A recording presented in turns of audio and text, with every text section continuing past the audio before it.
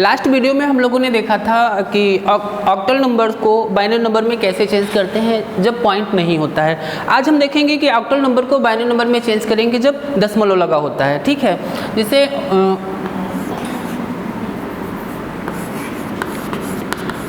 Octal number 2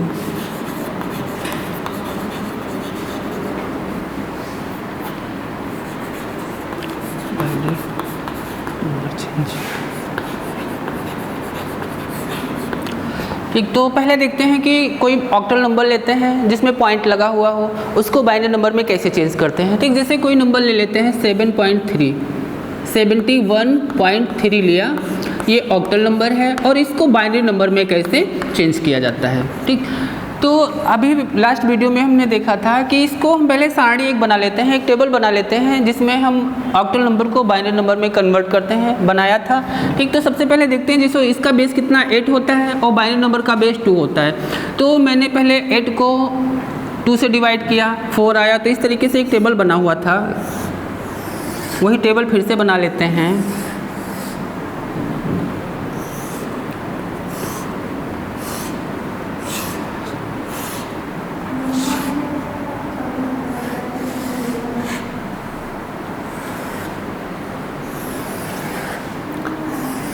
ठीक है, तो पहले इस तरीके से बताया था कि जो 8 है ये ऑक्टल नंबर का बेस, इसको बाइनरी नंबर के बेस से डिवाइड करते हैं, कितना आता है 4, आंसर 4 आता है। तो इसको 0 4 बार, इसमें पहली बार में हम 0 लिखते हैं और 4 बार 1 लिखते हैं। ये टेबल बनाने का एक तरीका होता है। ठीक, उसके बाद में जो ये इसका आंसर आया 4, इस 4 को फिर से 2 से डिवाइड करेंगे। ठीक है, तो कितना आएगा 2 आएगा, 2 दूना 4 होता है 2, तो इसमें क्या करेंगे 2 बार 0 आएगा, 2 बार 1 आएगा, 2 बार 0 आएगा और 2 बार 1 आएगा। अब ये 2 जो आंसर आया इसको फिर 2 से डिवाइड करेंगे। 2 जो है ये बाइनरी अंक का बेस होता है, इससे डिवाइड किया जाता है। तो 2 से फिर से डिवाइड करेंगे, 1 बार आएगा, तो ये 1 0 1 0 1 0 1 0 1, ये एक टेबल बन गई है जो ऑक्टल नंबर को बाइनरी नंबर में चेंज करने के लिए। ठीक है, तो अब हम देखते हैं यहाँ पे 71.3 है, तो इसको बाइनरी अंक में कैसे चेंज करेंगे। देखो 7, अब यहाँ पे देखिए 7 का बाइनरी अंक कौन सा है, ये 0 का हो गया, ये 1 का हो गया, ये 2 का, 3 का, 4 का, 5 6 एंड 7।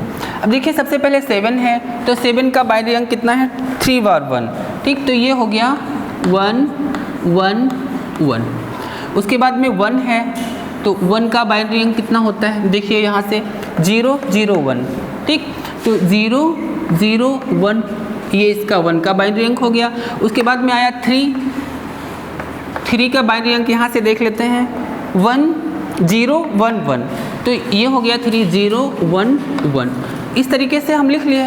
ठीक है, 7 का बाइनरी अंक लिखा, 1 का बाइनरी अंक लिखा और 3 का बाइनरी अंक लिखा। अब हम इसको क्वेश्चन के बेस पे लिखते हैं आंसर। देखिए 71.3 है, तो 71 यहाँ इधर लिखते हैं, 71 को 1 1 1 और 1 को लिखेंगे 0 0 1, ये कितना हो गया 71 हो गया। इसके बाद में पॉइंट लगा लेते हैं, फिर ये 3 का लिख लेते हैं 0 1 1, ये क्या हो गया इसी नंबर का बाइनरी अंक जो 71.3 लिखा हुआ था ऑक्टल नंबर में, ये इसका बाइनरी नंबर आया 1110001.011। ठीक है, तो इसका ये बाइनरी नंबर आ गया।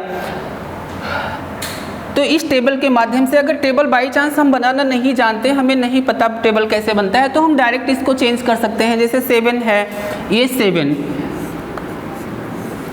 7 का बाइनरी अंक निकालने के लिए हमने बताया था बाइनरी अंक से इसको 2 से बाइनरी अंक के बेस से डिवाइड कर देंगे।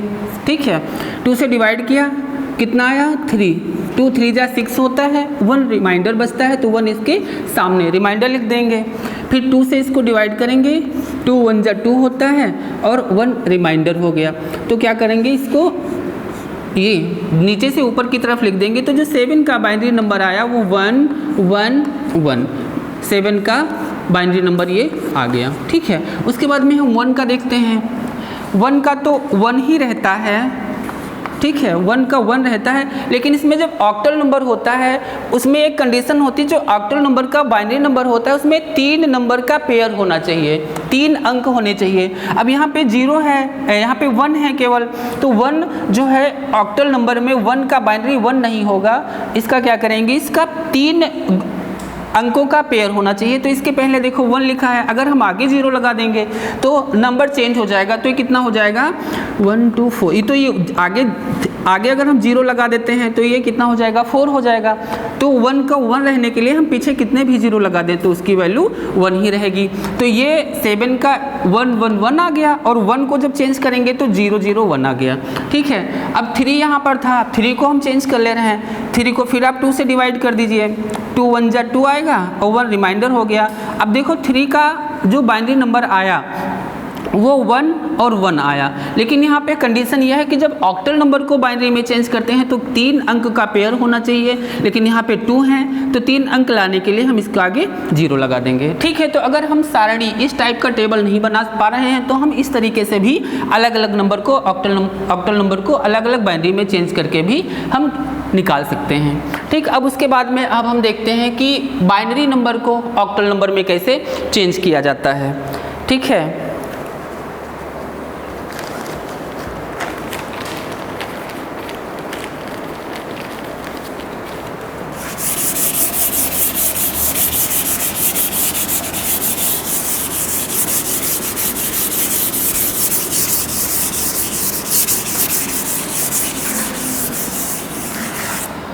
बाइनरी नंबर को ऑक्टल नंबर में कैसे चेंज करते हैं, इसी तरीके से हम कोई भी बाइनरी नंबर ले लें। Change binary number into octal number. ठीक, अब हम कोई भी बाइनरी नंबर अपने आप ले सकते हैं जिनको हम ऑक्टल नंबर में चेंज करेंगे। ठीक है, जैसे कोई भी नंबर ले लेते हैं, 1 है, 0 0 1 1। ठीक, ये क्या हो गया बाइनरी नंबर हो गया, और इसको ऑक्टल नंबर में चेंज करना है। ठीक,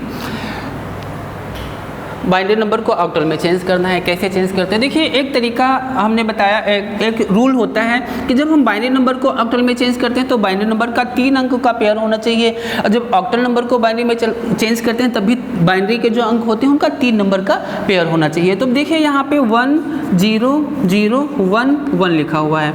अब इनको हम 2 पार्ट्स में डिवाइड करते हैं। देखिए पहले 3 अंक लेते हैं, ये 0 1 1, इसको अलग लिख लेते हैं, और ये 1 0 अलग लिख लेते हैं। ठीक, अब हम देखते हैं कि ये कितना लिखा हुआ है और ये कितना लिखा हुआ है। डेसिमल नंबर में ये कितना लिखा हुआ है और ये कितना लिखा हुआ है। देखिए अब यहाँ पे एक तो हमें 3 डिजिट का पेयर मिल रहा है, लेकिन दूसरे वाले में 2 ही डिजिट हैं, तो एक डिजिट बढ़ाने के लिए हम लास्ट में एक पहले ही 0 बढ़ा लेते हैं। अगर आगे बढ़ाएंगे तो वैल्यू चेंज हो जाएगी।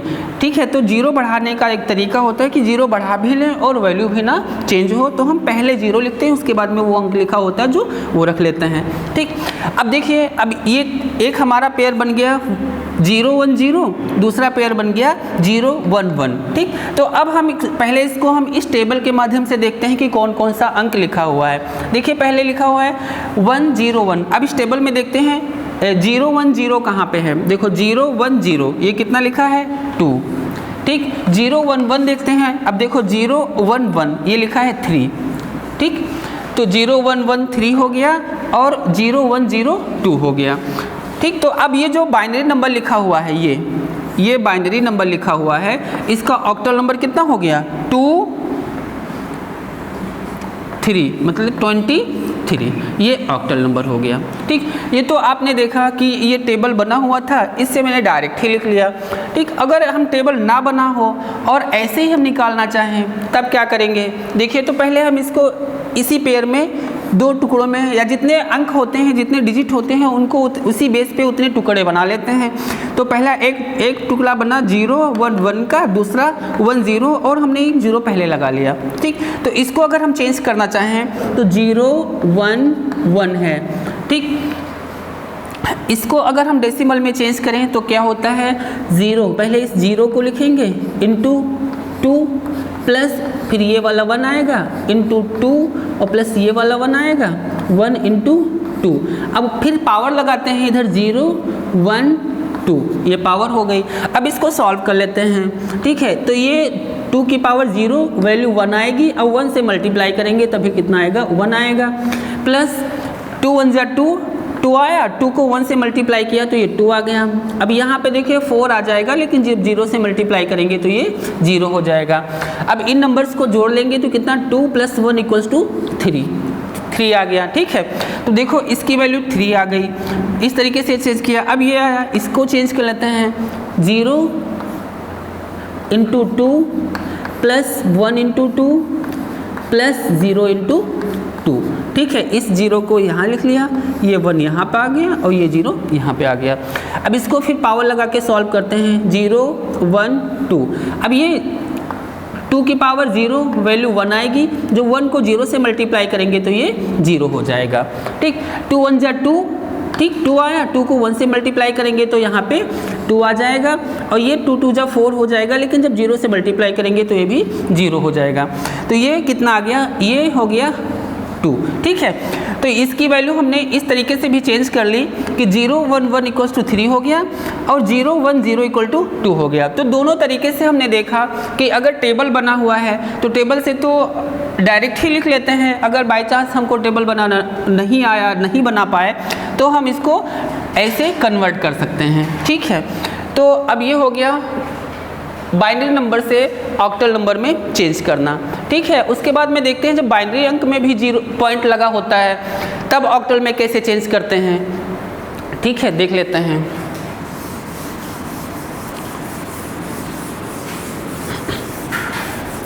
देखिए जैसे बाइनरी अंक है कोई और उसमें पॉइंट लगा हुआ, जैसे 10.11 लिखा हुआ है, ये बाइनरी अंक है और इसको ऑक्टल नंबर में चेंज करना है। तब कैसे चेंज करते हैं, देखिए पहले हम लिखते हैं इसको 1 0 लिख लिया और पॉइंट लगा के 1 1 लिख लिया, ठीक। अब देखिए यहाँ पर भी एक कंडीशन फॉलो नहीं हो रही है, 3 अंक का पेयर होना चाहिए और यहाँ पे 2 अंक का पेयर है, 2 डिजिट्स का पेयर बना हुआ है। तो इधर क्या करते हैं, जब पॉइंट लगा होता है तो पॉइंट के पहले, जो पॉइंट के पहले वाला अंक होता है उसमें इधर की तरफ चलते हैं तो 0 यहाँ पे लगाएंगे, लेकिन जो पॉइंट के बाद के डिजिट होते हैं उसमें इस साइड को चलते हैं तो 0 इधर लगा देंगे, ठीक है। अब क्या नई संख्या जो हमारी बनी वो क्या हो गई 0 1 0 और दूसरी हो गई 1 1 0, ठीक है। तो अब इसको कैसे सॉल्व करते हैं, अब देखो सीधा सा तरीका है, ठीक है। अब देख रहे हैं हम इसी टेबल से देख लेते हैं, ठीक है। 0 1 0 किसका है, 0 1 0 ये 2 का, 2 लिखा हुआ है, ठीक। और ये 1 1 0 कितना है 1, ये 6 में लिखा है 1 1 0, ठीक। तो ये लिख दिया 6 हो गया।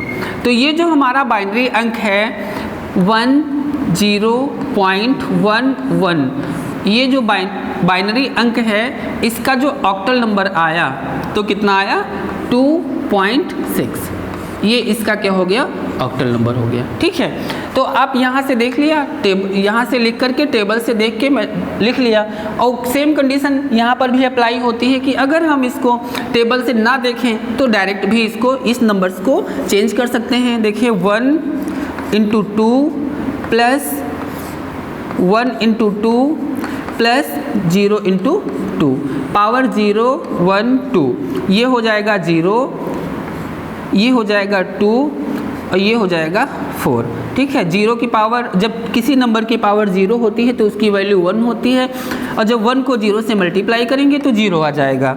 2 की पावर 1 है तो 2 1 जा 2, 1 से मल्टीप्लाई करेंगे 2 आ जाएगा, 2 2 जा 4, ठीक है। अब 4 को 1 से मल्टीप्लाई करेंगे तो 4 आ जाएगा। अब ये कितना आ गया, ये = 6 हो गया। इधर कितना आया 0 × 2 प्लस 1 × 2 और प्लस 0 × 2, 0 1 2। अब ये 0 हो जाएगा, ये 2 हो जाएगा और ये भी क्या हो जाएगा 0, ठीक है। तो इधर कितना हो गया 2, ठीक। तो इधर देखो 2 हो गया और ये 6 आ गया, तो 10.11 की वैल्यू कितनी आ गई 2.6, ठीक है। तो बस आज की क्लास में इतना ही, आगे फिर चेंज करते हैं।